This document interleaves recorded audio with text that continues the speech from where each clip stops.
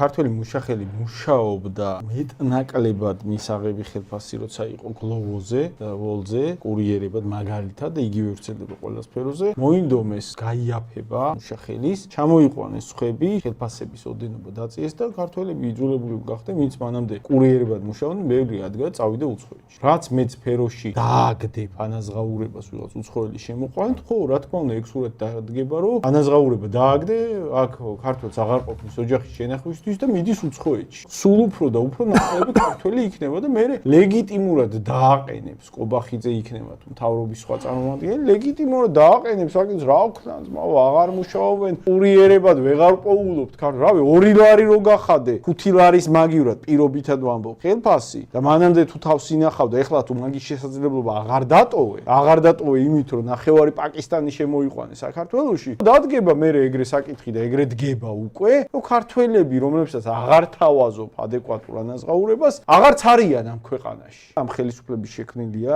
ის მოცემულობა რომ ქართველები იძულებულები არიან ინდოელებთან ბანგლადეშელებთან კონკურენციაში შესულები ქვეყანა დატოვონ იმიტომ რომ იმ ფასად უბრალოდ ოჯახს ვერ ინახავენ